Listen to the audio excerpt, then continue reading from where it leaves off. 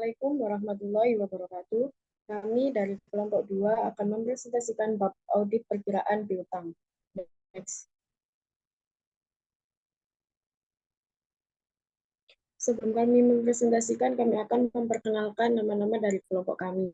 Yang pertama, ada Nur Aziza dengan NIM 006, yang kedua Merza Fazlia dengan NIM 010, yang ketiga saya sendiri Rusdawi Ainia dengan NIM 038, yang keempat Dwi Apriliani dengan NIM 039, yang kelima Eva Dwi Maulidia dengan NIM 042, yang keenam ada Muhammad Rafli Ardiansyah dengan NIM 079, yang ketujuh Yulinda Ayu Lestari dengan NIM 119, yang terakhir ada Nikmatul Faulia dengan NIM 118. Next. Adapun peta konsep dari bab ini, yang pertama pada metodologi untuk merancang pengujian atas rincian saldo, yang kedua merancang pengujian atas rincian saldo, yang ketiga konfirmasi piutang usaha, dan yang terakhir mengembangkan program audit bagi pengujian yang terinci. Next. Untuk selanjutnya akan dijelaskan oleh rekan saya, dipersilahkan Mbak Aziza. Baik, terima kasih Mbak Rusda. Yang pertama ada metodologi untuk merancang pengujian atas rincian saldo. Next.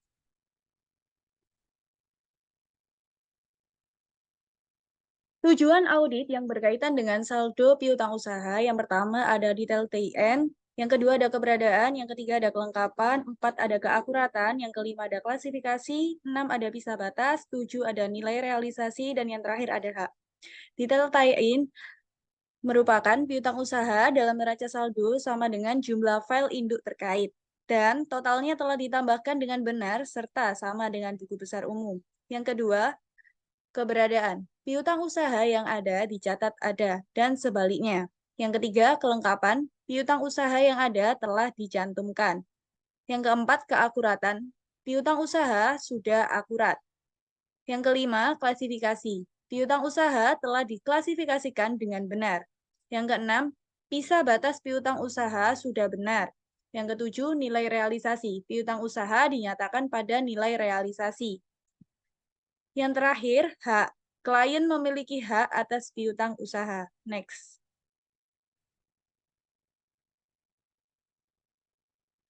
Metodologi untuk merancang pengujian atas rincian saldo ini dibagi menjadi 3 tahap. Tahap yang pertama yakni 1.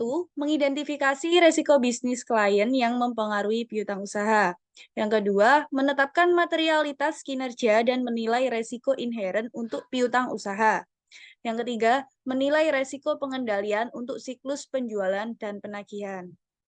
Beralih ke tahap yang kedua, yakni merancang dan melaksanakan pengujian pengendalian dan pengujian substantif atas transaksi untuk siklus penjualan dan penagihan. Dan tahap yang ketiga, merancang dan melaksanakan prosedur analitis untuk piutang usaha. Selanjutnya, merancang pengujian atas rincian saldo piutang usaha untuk memenuhi tujuan audit yang berkaitan dengan saldo. Selanjutnya, prosedur audit. Next.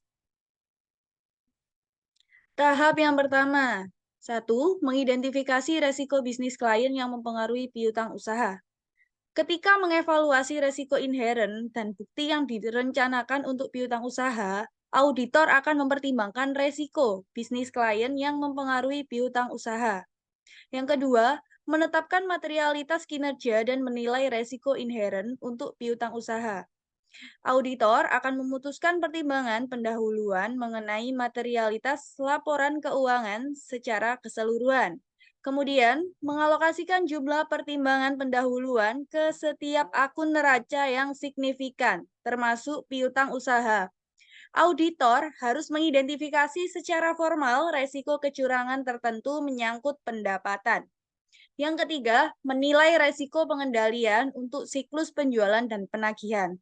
Seorang auditor harus memperhatikan aspek pengendalian, yang diantaranya 1. Pengendalian yang mencegah atau mendeteksi penggelapan. 2. Pengendalian terhadap pisah batas. 3. Pengendalian yang terkait dengan penyisian piutang tak tertagih. Next. Berikut merupakan hubungan antara tujuan audit yang berkaitan dengan transaksi untuk siklus penjualan dan penagihan, serta tujuan audit yang berkaitan dengan saldo piutang usaha. Dari sini bisa dilihat perbedaan yang paling signifikan terletak pada tujuan audit yang berkaitan dengan saldo piutang usaha pada bagian keberadaan dan kelengkapan. Untuk penjualan, tujuan audit yang berkaitan dengan transaksi keterjadian mempengaruhi tujuan audit yang berkaitan dengan saldo eksistensi atau keberadaan.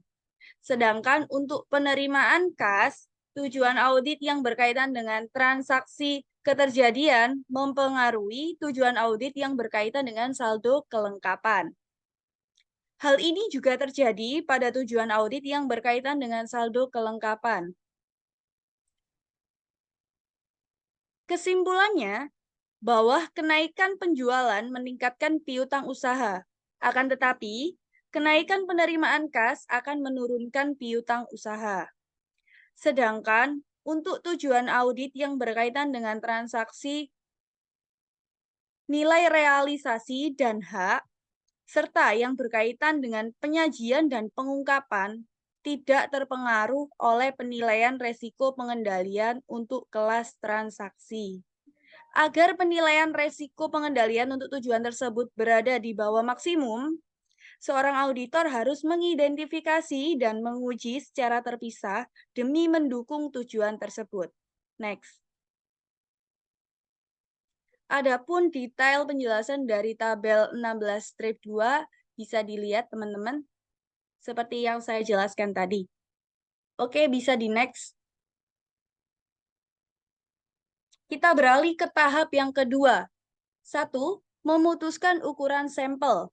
2. Mengevaluasi hasil dari pengujian-pengujian tersebut. Adapun pengujiannya yakni ada pengujian pengendalian dan pengujian substantif.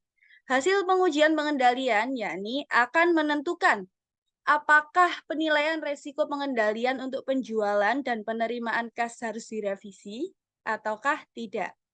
Sedangkan untuk hasil pengujian substantif menentukan sejauh mana resiko deteksi yang direncanakan akan dipenuhi bagi setiap tujuan audit yang berkaitan dengan saldo piutang usaha. Next. Selanjutnya akan dijelaskan oleh rekan saya, Mbak Mirza, silahkan.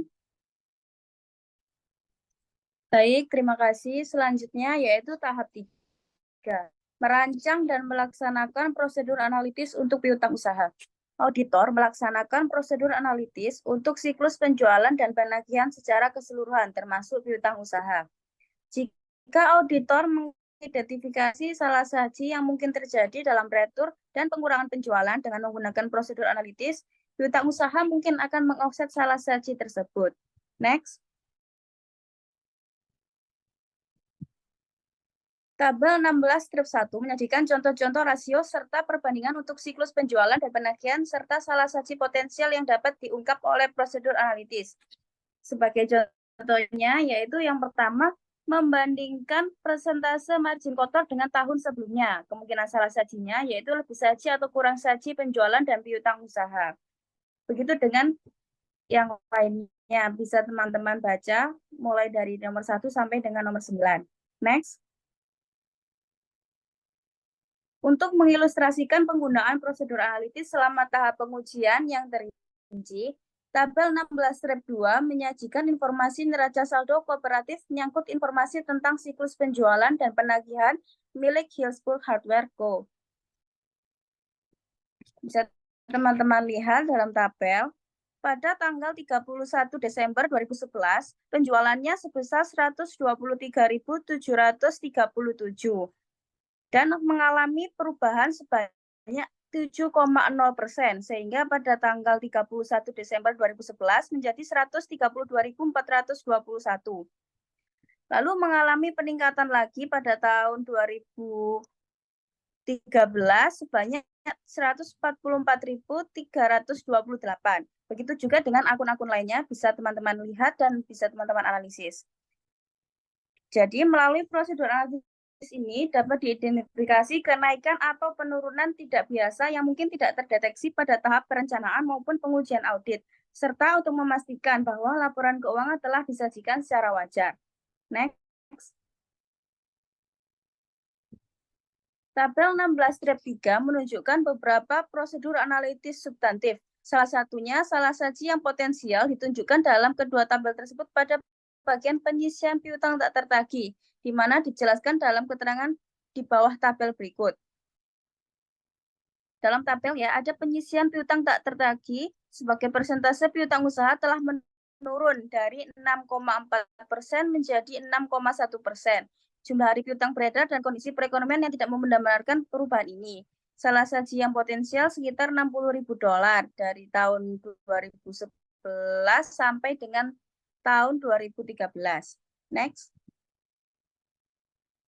Merancang dan melaksanakan pengujian rinci atas saldo piutang usaha. Pengujian rinci atas saldo dilakukan setelah prosedur analisis selesai dilakukan. Tujuan audit terkait saldo harus terpenuhi jika ingin menguji rinci saldo atas piutang. Pengujian rinci atas saldo ini lebih menekankan kesesuaian pada neraca dengan bukti-bukti yang ada. Pengukuran setiap faktor sangatlah subjektif, maka untuk menggabungkan risiko deteksi yang direncanakan begitu kompleks, sehingga auditor harus menentukan beberapa faktor, seperti ukuran sampel, penetapan waktu, prosedur audit yang sesuai, serta item yang dipilih setelah memutuskan apakah bukti audit yang direncanakan bagi tujuan tertentu adalah tinggi, sedang, atau rendah. Next. Selanjutnya akan dilanjutkan dengan rekan saya.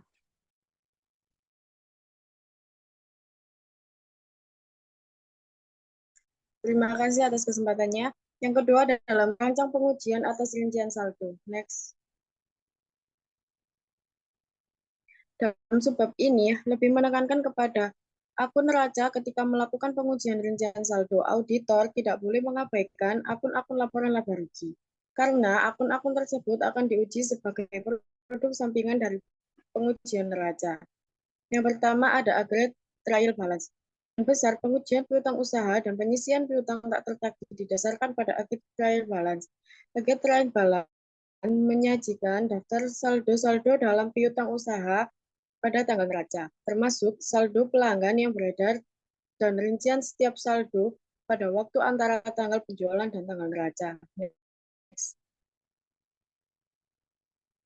Yang kedua ada salah saji bisa batas. Salah saji bisa batas terjadi apabila transaksi periode berjalan dicatat dalam periode selanjutnya. Tujuan dari pengujian bisa batas tanpa memandang jenis transaksi. Untuk memverifikasi apakah transaksi yang mendekati akhir periode akuntansi telah dicatat pada periode yang tepat. Salah saji bisa batas dapat terjadi pada penjualan, retur, dan pengurangan kas dan penerimaan kas. Maka dari itu, auditor memerlukan pendekatan rangkap 3 untuk menentukan kelayakan bisa batas. Yang pertama, memutuskan kriteria bisa batas yang tepat. Yang kedua, mengevaluasi apakah klien memiliki kriteria prosedur yang memadai dan yang ditetapkan untuk memastikan kelayakan bisa batas.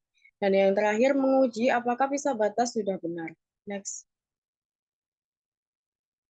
Untuk selanjutnya akan dijelaskan oleh rekan saya. Baik, terima kasih. Selanjutnya yaitu bisa batas retur dan pengurangan penjualan. Standar akuntansi mengharuskan bahwa retur dan pengurangan penjualan ditandingkan dengan penjualan yang terkait jika jumlahnya material. Jika auditor yakin bahwa klien telah mencatat semua retur dan pengurangan penjualan dengan benar, pengujian bisa batas akan menjadi sederhana dan bersifat langsung. Jika auditor menemukan bahwa jumlah yang dicatat pada periode selanjutnya sangat berbeda dengan retur dan pengurangan penjualan yang belum dicatat pada awal periode setelah diaudit, maka mereka harus mempertimbangkan penyesuaian. Next. Selanjutnya yaitu bisa batas penerimaan kas. Untuk sebagian besar audit, bisa batas penerimaan kas yang benar itu kurang begitu penting, karena bisa batas kas yang tidak tepat hanya mempengaruhi saldo kas dan piutang usaha, bukan laba. Akan tetapi, jika salah sajinya material, hal itu dapat mempengaruhi kewajaran penyajian akun-akun tersebut, terutama jika kas memiliki saldo yang kecil atau negatif. Jauh lebih mudah menguji salah saji bisa batas penerimaan kas atau penyelenggaraan pembukuan kas terbuka dengan menelusuri penerimaan kas yang dicatat ke setoran bank periode selanjutnya pada laporan bank. Jika terjadi penundaan selama beberapa hari, hal tersebut dapat menunjukkan salah saji visa batas. Next. Hingga tingkat tertentu, auditor juga mungkin bergantung pada konfirmasi piutang usaha untuk mengungkapkan salah saji visa batas penjualan, retu dan pengurangan penjualan, serta penerimaan kas. Akan tetapi, seringkali sulit membedakan salah saji visa batas dengan perbedaan waktu atau timing difference yang normal akibat pengiriman dan pembayaran yang masih dalam perjalanan pada akhir tahun. Standar akuntansi mengharuskan perusahaan menyajikan piutang usaha pada jumlah yang akhirnya akan tertagih, yaitu nilai realisasi piutang usaha, sama dengan piutang usaha kotor dikurangi penyisihan piutang tak tertagih. Untuk membantu melakukan evaluasi ini, auditor seringkali menyiapkan schedule audit yang menganalisis penyisihan piutang tak tertagih. Ketika memulai evaluasi penyisihan piutang tak tertagih, auditor mereview hasil pengujian pengendalian yang berkenaan dengan kebijakan kredit klien. Next. Auditor menghadapi dua kekurangan dalam mengevaluasi penyisihan dengan mereview setiap saldo tidak lancar pada agent trial balance. Yang pertama yaitu piutang lancar diabaikan ketika menetapkan kecukupan penyisihan, walaupun berapa dari jumlah tersebut tidak diragukan lagi akan menjadi tidak tertagih. Dan yang kedua yaitu sulit untuk membandingkan hasil tahun berjalan dengan tahun sebelumnya atas dasar yang tidak terstruktur. Next. Selanjutnya yaitu beban piutang tak tertagih. Setelah auditor puas dengan penyisihan piutang tak tertagih, akan jauh lebih mudah memverifikasi beban piutang tak tertagih. Pada umumnya, hak klien atas piutang usaha tidak menimbulkan masalah audit karena biasanya piutang memang milik klien.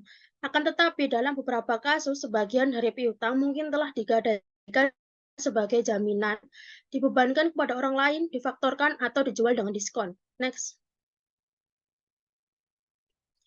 Pengujian terhadap 4 tujuan audit yang berkaitan dengan penyajian dan pengungkapan umumnya dilakukan sebagai bagian dari tahap penyelesaian audit.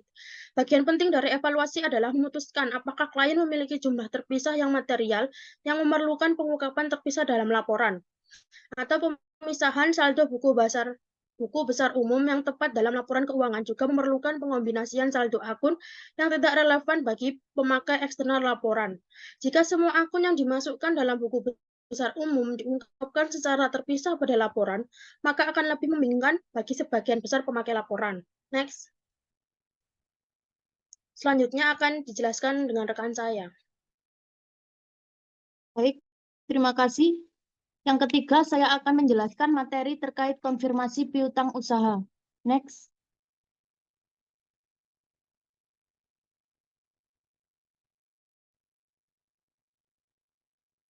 Konfirmasi piutang usaha adalah suatu perancangan pengujian atas rincian saldo piutang usaha.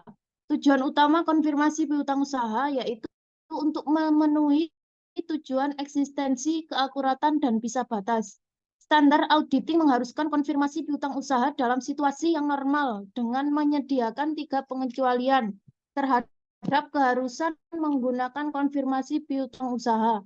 Yang pertama, piutang usaha tidak material. Yang kedua, auditor mempertimbangkan konfirmasi bukti yang tidak efektif karena tingkat responnya kemungkinan tidak akan memadai atau tidak dapat diandalkan. Yang ketiga, gabungan tingkat risiko inheren, risiko pengendalian rendah, dan bukti substantif lainnya dapat diakumulasi untuk menyediakan bukti yang mencukupi. Next.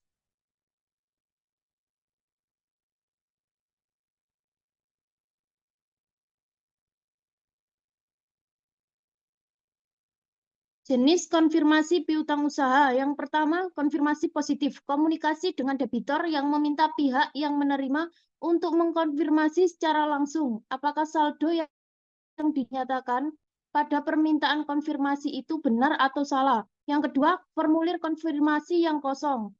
Jenis konfirmasi positif yang tidak menyatakan jumlah pada konfirmasi, tetapi meminta penerimanya untuk mengisi saldo atau melengkapi informasi lainnya.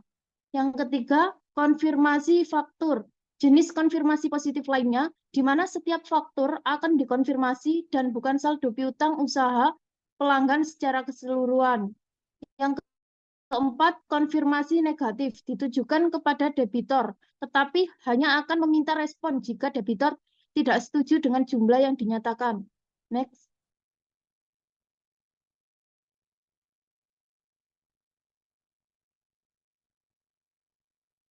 Penetapan waktu. Bukti yang paling dapat diandalkan dari konfirmasi baru akan diperoleh jika konfirmasi itu dikirim sedekat mungkin dengan tanggal neraca. Jika keputusan untuk mengkonfirmasi piutang usaha dibuat sebelum akhir tahun, biasanya auditor akan membuat sebuah jadwal di muka yang merekonsiliasi saldo piutang usaha pada tanggal konfirmasi dengan piutang usaha pada tanggal neraca. Untuk selanjutnya akan dilanjutkan oleh rekan saya. Silakan Mas Rafli.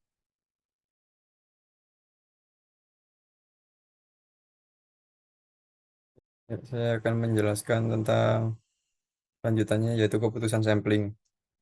Yang pertama adalah ukuran sampel.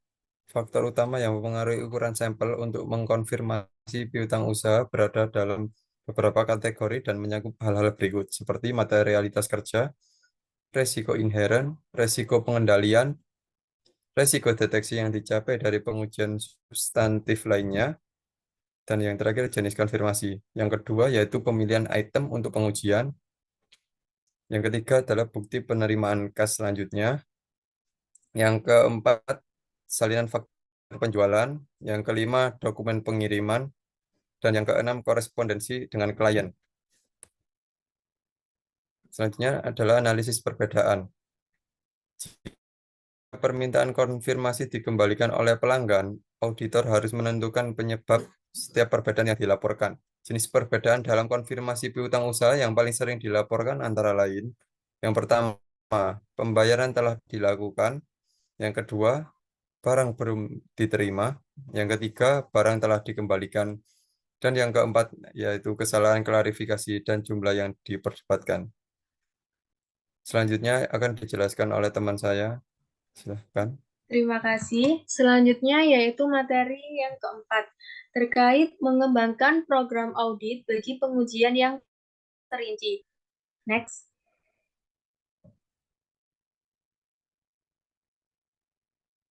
Mengembangkan program audit bagi pengujian yang terperinci, yakni merancang prosedur audit pengujian terperinci.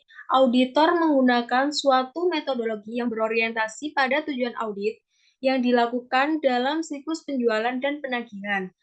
Penentuan prosedur tersebut didasarkan pada pengujian pengendalian dan pengujian substantif atas transaksi. Terdapat langkah-langkah dalam rancang prosedur audit pengujian terperinci antara lain, yang pertama, mengidentifikasi risiko-risiko klien yang berpengaruh pada akun piutang. Yang kedua, menetapkan salah saji yang tepat dapat diterima dan mengukur risiko bawaan piutang. Yang ketiga, menilai risiko pengendalian siklus penjualan dan penagihan. Yang keempat, merancang dan melakukan prosedur analitis saldo akun piutang. Yang kelima, merancang pengujian terperinci akun piutang untuk memenuhi tujuan audit dalam siklus penjualan dan penagihan. Yang keenam, tingkat disagregasi kegiatan perencanaan. Dan yang terakhir yaitu ilustrasi program audit. Next.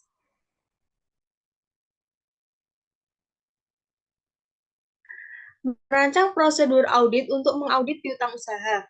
Dalam hal ini menggunakan Hillsbrook Hardware Co. Untuk mengilustrasikan pengembangan prosedur program audit untuk pengujian terperinci dalam siklus penjualan dan penagihan.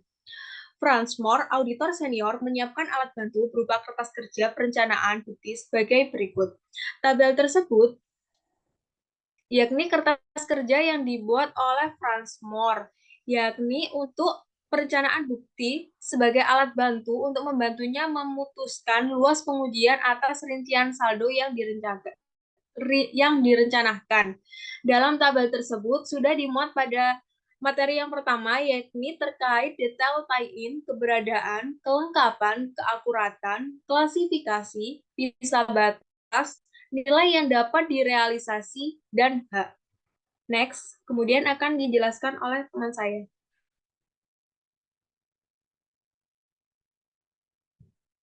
Tabel 16 strip 4 menunjukkan program audit bagi pengujian yang terperinci untuk piutang usaha berdasarkan tujuan dan untuk penyisian piutang tak tertagih.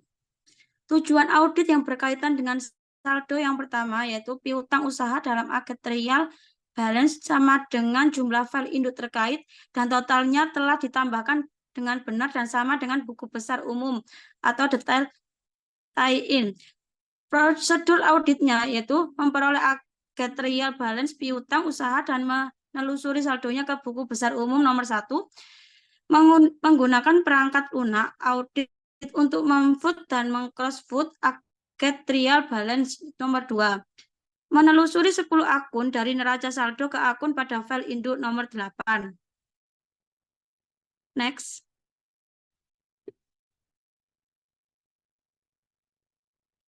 Tabel 16 strip 5 menunjukkan program audit dalam format kerja. Audit identik dengan yang ada pada tabel 16 strip 4 kecuali prosedur nomor 4 yang merupakan prosedur analitik. Angka dalam tanda kurung adalah referensi silang antara dua tabel. Jadi tabel 16 strip 5 ini adalah urutan nomor yang berada di prosedur audit tabel 16 strip 4. Next. Sekian dari kelompok kami. Apabila terdapat kesalahan, kami mohon maaf. Wassalamualaikum warahmatullahi wabarakatuh.